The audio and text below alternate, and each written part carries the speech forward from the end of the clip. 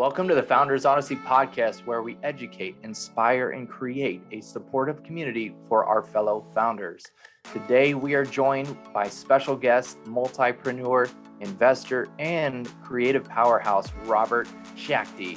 Robert has pushed through adversities, developed and led world-class teams, inspired groups to action, and has taken companies to successful exits.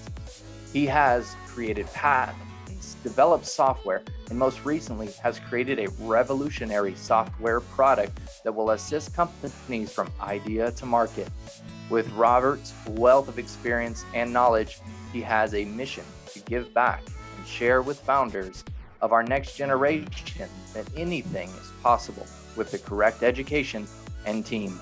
Welcome to the Founders Odyssey podcast. It is a pleasure to have you today, Robert. Thanks for the intro, Nathan. That was awesome, and the pleasure is all mine. I'm really looking forward to it, and man, that was just flattering. So thank you. Well, listen, every guest that's on the Founders Odyssey podcast is an amazing human. Okay, we've all got attributes that truly can make us, who we are, and also the way that we impact people's lives. And, that's what I'm seeing by you now. So let's talk a little bit about the Robert in the past and how and what got you started in business. Sure. Yeah. So I've oftentimes joked, like, I wouldn't maybe wish my entrepreneurial journey on my worst enemy. So if that kind of sets the stage for, it's not been just a bed of roses to get to where I'm at today. And I think maybe if I lead off with anything for founders, it's to let them know that, you're looking at a lot of times founders highlight reels on their LinkedIn pages and in the press. But behind the scenes, it is a dogfight every day to actually drive these things to where they need to be. So a little background on me. I started I got hooked on entrepreneurship when I was a kid. My dad, and that's kind of the case for serial entrepreneurs. So my dad was, a corporate guy, and he was like, you need to make some money and you need to cut grass. So that was my first one. And I think I really got the taste for managing distributed teams, but by the time I was like 12. So I started with like a couple lawns, and the next thing you knew, I bought some more lawnmowers, and I had some other kids in my neighborhood that were like cutting grass. So we had like 4 kids cutting all these lawns, and it was cool. I used it to buy, I kind of got a little taste because I really wanted a dirt bike, and I bought a dirt bike with my lawn cutting money. I'm like, all right, we're here to stay. I'm hooked. After that, pretty general. I went to college. I went to college for architecture. I dropped out basically after one semester. I was like, this is not for me. I just see no real value in it, to be honest. And that was 18-year-old Rob's opinion. I'm 35 now, so that opinion has tweaked slightly, but I still kind of hold some of those same sentiments. Bounced around, did some odd jobs. I worked for Verizon doing sales. I worked for a bank. I worked for a law firm. And these are all like entry-level to mid-entry-level jobs, but it was kind of an interesting smattering of the business world. So you got a touch of legal, touch of sales, touch of finance. Then I decided but I've always been really interested in computers. So, circle back to the lawn cutting real quick. Another thing I bought was a computer with some of that money. And so I've always dabbled in them. So I decided to go get a computer science degree from Colorado State. I was like, I'm going to go back to college. Moved to Fort Collins, Colorado, and I think the year was 2011. And and so I was sitting there waiting for, this is a wild story. I got a job at FedEx office flipping copies, and I don't own a car at this time. I'm living in like a rundown apartment, if that's even that's probably a nice way to put it. And I'm sitting there waiting for my 1 year to run out so I can afford to go to college. And there's this woman, she's checking out, and her card gets declined. And I remember she reached into her purse, and I saw in her purse, and she had like what looked like $100 in quarters. Excuse me. And I thought that was a really interesting, psychological bend, right? If you if there's not $5 on your debit card, but there's like tons of change in your purse. And so kind of took the background of finance and was like, I'd always like day traded, dabbled in stocks and stuff like that. Day trading is an oversell. I just lost money. I was just a kid buying stocks and trying to pretend like I knew what I was doing. And so that's how I kind of came up with the idea for Penny Built. And to kind of fast forward, like Penny Built essentially morphed into what is Acorns today. But I'll walk you through how that happened. It's not, excuse me, the most fun story. So I'm a first-time entrepreneur, and you've got this idea that we've now seen in the free market is worth billions of dollars. This is a really bad combination. It's a really bad combination to be a founder with an idea that's so big, you're not going to do it well. And so what I did was, I remember I'd never written a patent before. It's my first shot at writing software. And I got in touch with a patent attorney in town. First of all, founders, if you're going to get a patent, like you get what you pay for. That's a fact. I've learned that lesson many, many times. So just a local patent attorney, I don't know, unless they're greatly reviewed or referred. But I got this local guy and rode my bike over there with what I had as a software architecture, if you will, like rough layout of how we would move around change and put it into stocks. And what that was called AMDIS, so Automated Micro Deposit Investment Systems system. And so, and that was actually dovetailed off two things. So one was electronic and one that's still not in the market. So here's a freebie on the house if anyone wants it. It was to use Coinstar physical change too. So if you were leaving a grocery store, right? Because the woman had a bunch of physical change in her purse as well. So the physical one's not been done yet. If anyone, wants to go do it, and to the best of my knowledge, there's no protection around it.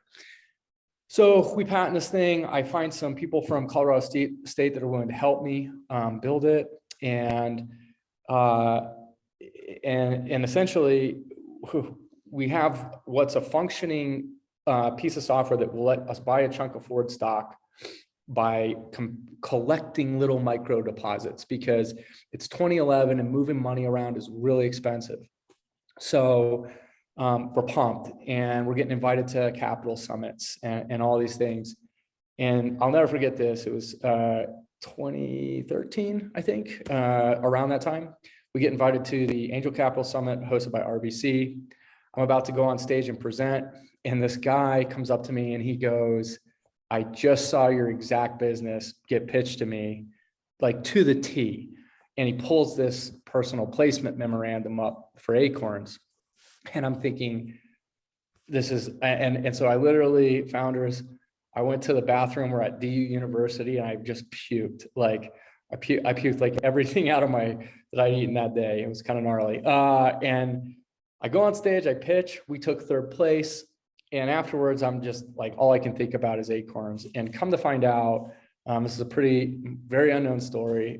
Cruttenden Partners, who was the original investor in Acorns, was someone who had access to our business plans and all of our docs, and on Gust, which is a platform that you can raise money through. And we'd actually talked and exchanged some information back and forth. Well, the same guy who gave me their PPM forwarded me their business plans and all their other docs. And the rest of the story, I have to be a little vague because there's parts of it I'm not allowed to talk about, but we'll just say if you were to hit Control F on these documents, they're very similar to a degree of like 90%. So we kind of were able to get in touch with some higher up people in finance, and then we were able to come to a perpetuity agreement with the Cruttenden and myself. So this is me now, I got my whole baby ripped away from me. And yeah, it's just tough. It was brutal, to say the least. So let's dig a little deeper there then, as you were going through this, because this is something that a lot of founders go through, and there can be ups and downs, of course. Yeah. Let's walk us through that process. Okay, there was an initial strike to ego, strike to all of the work, the time, the investment you put in there. But then let's fast forward us through a month, and then 3 months after. What was that process, and how did you start to cope? That's an awesome question. To start, one of the things I see that gets floated around a lot is like, oh, everyone has some idea that's been ripped off and no one wants to hear about it. And it's a really bad look to bring it up. And I admit I don't like talking about it because there is a bit of like, everyone's like, it's like that if coach had put me in fourth quarter, we would have won state. My honest answer to you now as 35 is I know I would have never succeeded with that idea. It was way too big for how skilled for my education and startups at the time. So that's kind of like the mental Zen place I've gotten to on it. But to answer your question, Nathan, month one was just like, I'm watching this company. It's basically dad and his son, and the dad runs a PE fund. And it's like, anytime that idea needs money, here you go. I mean, I think the A round was 14 million and some change. So I've never raised $1 before. And you're just like, I'm done. So month one was just depressed. Month three, I think I finally wrapped up shop and we we're lucky to pull some cash out of it. And I'm sitting here looking at, you know, a perpetuity that's like basically pays my bills, but you know, it's just nowhere. It's a fraction of what the idea is going to be worth. And so I'm still depressed. And finally, I think I exercised a lot. I got really into lifting weights. And I'm kind of like an ADD, ADHD guy. And I really discovered lifting weights during that time. It was awesome. I recommend it to anyone, regardless of that.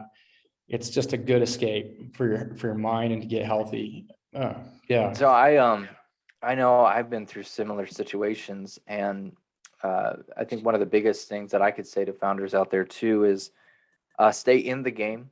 Yes. And it may not be exactly what you're building at that time, but being around other supportive founders, being around these networks of mentors who can help you through that process is absolutely, you've got to do it.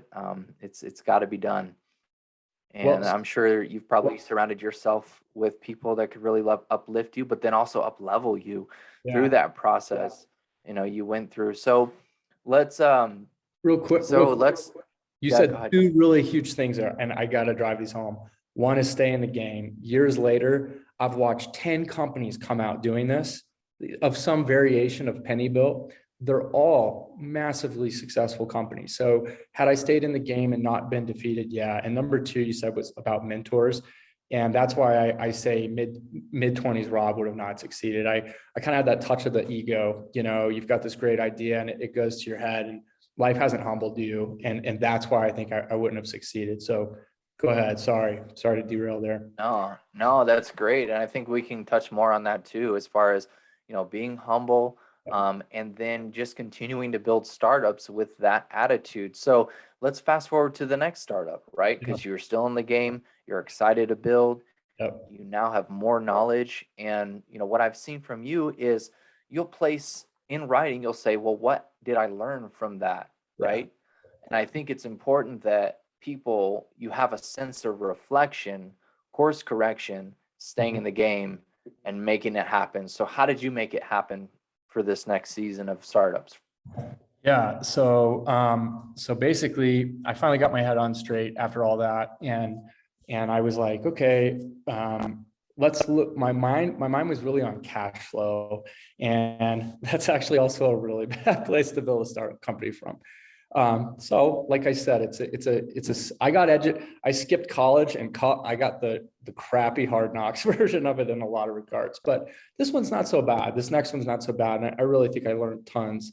So we built a company called Upshift. And what we were trying to do there essentially is build an application that allowed on-demand drivers to work for a bunch of companies at the same time. Because if you ever, you know, traveled around a lot, you see, they go to New York, you get in the Uber drivers' cars, and they've got like 7 phones running, you know, because they're trying to optimize their time. And so we were like, oh, this is a no-brainer. So we built this app called Upshift and did it pretty successfully. There were some really interesting challenges there. So at this time, I'm still living in my same condo. I've converted my entire basement into like an office. I've got like guys that come over all the time, and I'm married at the time. I should have mentioned that. My wife is wonderful. She's supported so much of this, but she was losing her patience at this point because she's like, I got 7 people in my like 900 square foot condo at once. So they're all down in the basement. we built this thing, and it basically put all their applications on a thumb toggle. So it's like, as soon as I got a ride on one, I toggle this and it takes me offline on like 23 other applications. Google Play lets us put it on the Play Store. We're freaking pumped. Our launch day, we had a really slick growth hack marketing tip I got to throw out here. We went into these Facebook groups and where all the Uber and Lyft drivers were working, and we were like, hey, tired of paying for 7 phones? Here's an app that does it for you for free. So it was a really easy value prop for these drivers. And I think we added something like 3,000 drivers in let's call it a couple of weeks. And eventually got to about 5 or 7 pretty shortly after that. So let's talk about the problems, right? Because you're so pumped, we're seeing money flow in, and we're getting all this feedback from drivers, like, oh, this didn't work, this didn't, and this is when we're realizing we need to beta test this thing. So me and my, harebrained idea, crazy head here, I'm like, what if I take some of my money and I start, and a few other friends' money, truthfully, and I buy a bunch of cars and I park them out in the parking lot in front of my house. So now I'm like basically taking over my condo complex at this point. So we bought like 5 to 6, it always escapes me, 7 Honda Civics, Hyundai Elantras, like the bottom of the barrel economy cars. And then I brought in this young college kid as a partner. He was fantastic. His name was Patrick Allman, and his job was to manage these cars. And so what he did was, we had people coming up to the parking lot of my condo. They would walk up on my patio. We had a little lockbox with a sensor, and they could check them out at any time of the day, and they could go drive and drop them off. And we would log that time with this little sensor. I'm telling you, this was, in my head mentally, I was like a god, I was like, this is the apex of automation and like kind of like blow off cash flow money. It was perfect. Like when it ran, I think it was bringing in somewhere in the ballpark of like $12,000 to $14,000 a month. And I can remember sitting on my couch, like, this sounds so lazy, just watching TV and hearing cars getting checked in and checked out. And and by the way, they're beta testing our Upshift app for us. So you're feeling like a mastermind at this point, and then here's how it all gets blown to pieces. So one day we wake up and we're like, this dude wrecked one of our cars. Not a big deal, but our insurance premium. And then same dude wrecked another one, because we were like trying to be compassionate about this guy, and we're like, he's just really trying hard, but he also, I don't know, wrecks another one. Then it's time to maintenance all the cars. Oh my gosh, that's expensive, and we're burning cash flow. Then our insurance rate goes up, and now we're just watching our margins drop by the day. Then oh yeah, I opened my mailbox, and come to find out, there's this dude who had like all these toll bills. He'd been taking all these paid roads to get to the airport efficiently. And we had this deal where, this is where I wish I could remember the details, because I can't remember how it got to the point that they all showed up on like the same day. But I should know this. This is again kind of Patrick's realm. Point being, we found there's like $1,000+ of in collections toll bills, and he had hit a piece of property that we didn't know about. We're just finding out for the first time. And that piece of property was owned by the government. It was like some stake in the road, and just as governments love to do, like that stake in the road for you and I to buy would be like $11, but for them it's like $29,000 and some change. So it wasn't. I want to exaggerate. That was a total exaggeration. But it was in the thousands and thousands of dollars to replace this thing. So we're like, oh my God, we're getting buried. And then here's the linchpin. Uber, one day we just wake up and they'd slash their driver rates. I mean, like slashed them to, I want to say it was like almost half, it felt like. And so now we're like, I'm sitting there like crunching numbers in the spreadsheets, and I'm like, it doesn't even make sense for these college kids to drive these cars. They don't get the depreciation benefit. They're just paying me to rent these things. I'm effectively paying these guys like slave wages, and doesn't make sense. So at this point, we kind of sell off the assets that are remaining, and then Upshift, it's still making money, but it's just not, it's kind of stagnating. And that's because I kind of got focused on the car thing, and I should have been better at managing that. It was a really small team. And then right as we were getting ready to roll out another feature set, some of our two engineers that were helping me, they went and took these really nice jobs with big tech companies, which is, hey, that's the reality. And so I have this guy from a professor from University of Iowa reach out to me, and he's like, I want to buy this thing. I want to buy it from you. So we private market sold this. And I was happy to be done actually at that point. And so now I think he took it, sold again. It's now Upshift again out of Ohio, which is kind of a wild, transition of that. Wow. Sorry. I It's know. quite the story, man. I think that's so wonderful though. There's so many nuggets to be taken out of that. I think there's properly setting up your company to understand the potentials of expenses that you could have. I think also properly managing and having a slush fund for any incidentals, because you're younger at this time, so you're thinking, oh wow, we've got cash flow. And what I heard from you is, well, we had margins. Our margins were going lower, and it was like, well, what is your margins, like 70%? You probably could have had a healthy 30% margin and still been okay. You know what I mean? Yep. But I'm not reading into it too far. I just was trying to get the nuggets out of that. Yep. What did you guys learn from that? Oh man, a lot of things. And you actually pinpointed a few of them. One was like cash management. We were using the money to help build on software, which is what we thought, we needed to focus on. So that was a pretty responsible allocation. We had bought a few more cars with the cash that was returning. So, we're like, hey, we're going to expand this to like 30 cars. Imagine that. Really, one of the major unforeseens was our insurance premiums. We were carrying this fleet policy. And after those 2 car accidents, it was like double and then triple. And you're like, wow, okay, this can't happen again. And then, yeah, I'll take personal responsibility. I think there was we were spending money, we were paying ourselves, we were writing ourselves nice paychecks and, upgrading the life, doing some things you probably shouldn't do. And I think I'm, 28 at the time, right around that time. So yeah, those are the main lessons. Sorry, main one, don't tie your company's revenue to another company's revenue. That's the main one. You got to have multiple channels of revenue. Oh, that's good. If you guys are listening, tying multiple companies together and having that one company be reliant on the other, or vice versa, right? Yeah. I think that's actually really gold there. So the proper structure of your company's corporate paperwork is super important. Then also maybe having a strategic long-term plan, because I didn't quite see a long-term plan in this, and it seemed like something that, well, I think the long-term plan was from you to continue to build the application that then could be acquired, and that was a good long-term plan. Yeah, that's awesome, man. Thanks. And maybe one more nugget out of that was I got so distracted with this little side hobby that my focus wasn't actually focused on what I needed to be really diving into, which was the product. I got so, illusioned by this little rental car side hobby. So yeah.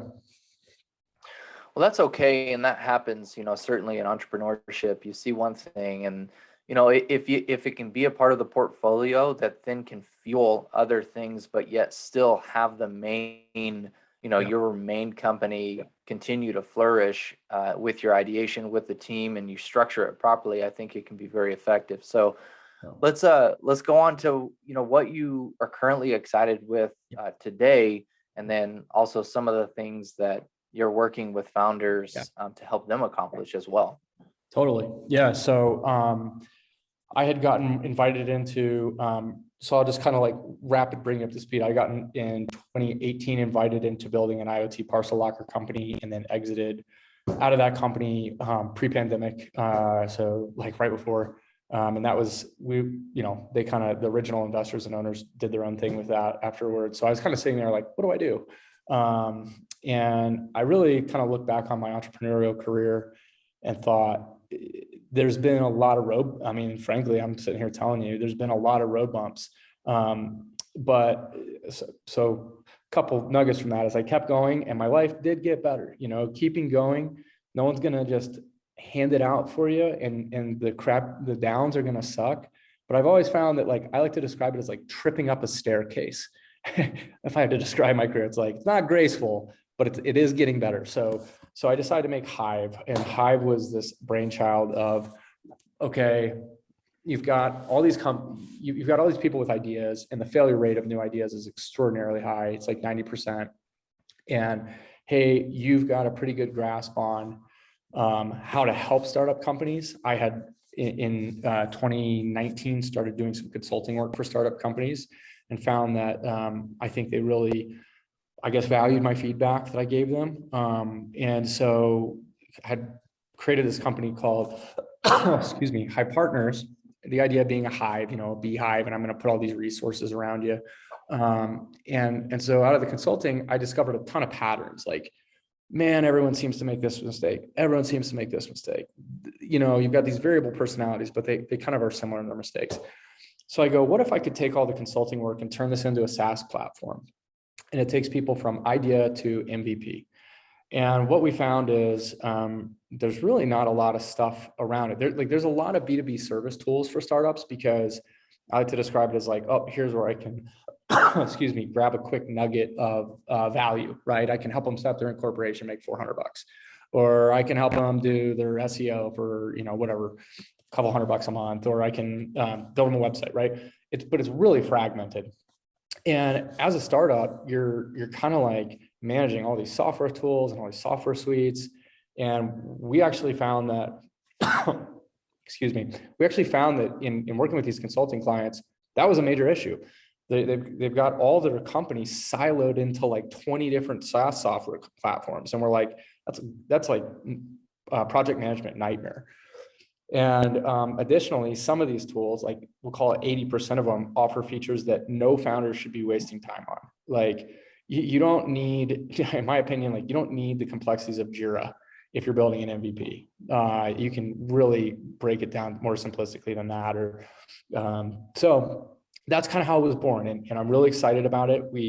I'll give you the quick elevator pitch on it if you guys are so curious, but it works like this. We basically, the first thing we do is we let you frame out your idea, and we use like an Instagram style card scroll, because this is the part that sucks, right? It's getting your ideas out onto paper. And so we kind of make it like dopamine hitty, if you will, or gamified, whatever you want to call it.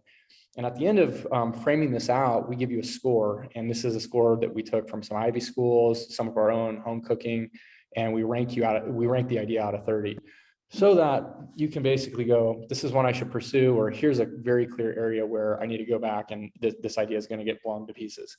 So after that, it pre-populates some business plans, marketing plans, all the stuff that I find that founders don't like to make. And more importantly, anytime their idea changes, they become completely outdated, right? So the idea being that as your idea grows dynamically, you can go back to your idea card, change it, and it'll update all your finished docs, which is really slick.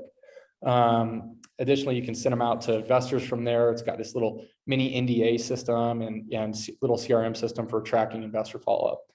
Then we move them into a light project management suite, which is like chat channels, a Trello board, a Gantt chart, and an idea parking lot, so you don't lose your head chasing a bunch of them. And we move them, I know it's five channels. Then we move them to integrations, and this is where we lay out, based on the information they've given us, here's all the things you should do, and in a linear order. Sometimes starting with tax breaks, because that's like really unfun. But if you get in front of these things, there's tons of money out there to be had. So we plug into companies like Main Street, and we kind of pick out the ones that most people aren't going to know about. There's $250,000 if you're doing R&D on hard tech products, just waiting for you if you'll fill out some paperwork. So then finally all that builds to workflow, and this is the feature that we're really, really pumped about. Basically what workflow does is it takes all the other stuff I just talked about, and it lays it out into a vertical list for you. And so if you're a founder, tell me if this doesn't resonate with you. It's like, okay, I know how to do these things, but I'm awful at this. And what a founder will then try to do is learn how to go do those things. And I think that's a bad way. I think in a weird way, it's a waste of your time. Like, you're going to put out some chunky, clunky, non-polished version of this. And I know it's tough, because if you're on a $0 budget, it's like you got no other options. But I think if you've got, like, let's call it 5 to 10 grand or under, there's a way to bring a really polished product to market. And I think that kind of gets in the sweet spot. So what Workflow does, we go out to Upwork, Fiverr, Guru, all these service marketplaces, and we pre-populate service contracts for that task. And the reason there's a huge benefit there for founders is because if you were to just go contract a website, Nathan, you'd have to talk to this marketplace person back and forth endlessly. But because you gave us all this information about your business, the idea, the brand, the logo, we pre-populate that, and it's a button click for you to kick that out and then bring it back into Workflow. Additionally, you can communicate with them all from one task list. So the idea being that we like to call the whole feature MVP in a click, and we're super pumped about it. I think it'll help get more products out to market for less money, quicker. And with it, I'll end with this, our big vision here is to take, we mark up some of those service contracts, but our goal is to be able to take some of that revenue and reinvest it in companies, in the best ideas being built on Hive software suite. That's exciting, man. Seriously.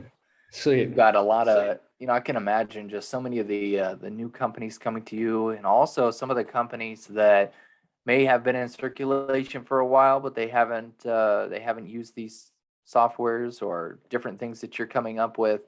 Let's talk to some of the founders out there, some of the, I guess, problems that you're seeing with companies that come to you. I know you just kind of laid out a full list of the SaaS stacks, but are there any other problems that you're seeing that across the board are very similar, and that we can kind of address them now? Absolutely. So some of the major ones to me are, one, founders trying to be the person that does it all themselves. When you're starting out, you've got two things. You can either have cash or you can give away parts of your company. And I'm a major believer in giving away big chunks of my companies to bring in the best people I know in my network around me to help build them. The simple fact is this, founders, you have only two options. And the goal after you raise money is to take the one I just told you to take, right? You're going to go get your $500,000 check and then hire those people. Well, if you'll actually go recruit them with some equity today, and it's not fun, and you are selling, and it is a sales pitch, but when you go sit at the VC table to raise rounds, they will respect that. That's a major positive in their eyes, and you can see it across the news across media everywhere. They view team as like 40% of what they place company valuation on in the seed stage. That's a major one. I'd be curious, for you, in your own personality here, when was there a point where you started to understand yourself a little bit better? As a CEO, as a founder, you're always going through this constant maturation. As a human, we're always going through these maturations, right? Yeah. So share with our audience how you started to find out, who you are, and then also starting to stack the team around that specific skill set. Great question. Not to go all the way back, but probably when my two software engineers walked out of Upshift. I think they left because of my management style and the way I was treating deliverables. And, to be them, I was running rental cars, making money and paying myself and giving them little chunks of it. And I was being greedy. That's straight up fact. I was probably a little disorganized. And I think, but the big thing here was, I viewed it as a top-down hierarchy because, it's cheesily what the world puts in front of you, like, oh, you're running a company. And it's there. I meet young founders all the time that don't have this mindset. And I go, good for you. Like, you're mature beyond your years, because I had to really learn it the hard way. And I read, I can't remember if it was a book or a podcast, or it was a book called Ego is the Enemy. I really had an ego that I had to learn to kill. That's the truth. And there's no room for ego in building startups. I'm just here to tell it to you. And this young founders that I watch lean into, just take it from me, lean into those people that are older than you that want to help you. It's better than money, frankly. They're better than money because they'll put opportunities in front of you never dreamed of. They will make sure you don't make those mistakes. So good God, find a mentor. That'd be my first piece. That's so good, because I know that that's one of the reasons why we started this podcast, to help people out like that. Yeah. And I'm so happy that both you and I have gone through struggles. We've got our stripes and scars to prove it. we can talk about those battle wounds, but it's almost like a badge of honor now. Of course, when you go through those times, it's not so nice. Yeah. And but it's for those that are listening to this, you must listen to wisdom, and like what Robert's saying here, just heed that wisdom. Yeah. And you can ask why as well, but always check yourself too. Yeah. Because as you start to grow, you get excited. You get a $100,000 check, you get a $250,000 check, you start getting these rounds that come in, and every time you start seeing more money, but the money actually, it just keeps going back out to your team and to building the product. So, you see these big raises by these companies, and a lot of that money is pretty much allocated. Yeah. Not gonna lie. But, but anyway, because software development is not cheap, as you know. No. Well, man, I'm excited for you along this journey, and I'm excited as well for the startups that Hive here will continue to impact with this real slick software. So, can we expect a date or time for this to come out? Yeah, so our goal is to get it done by Q1 2022, and we want to start beta testing here, probably let's call it the first couple of weeks of January. We're also raising we're going to be closing our seed round in January. We've gotten a number of everywhere from soft to hard commits on capital there, which is nice because I've financed this entire thing up to this point.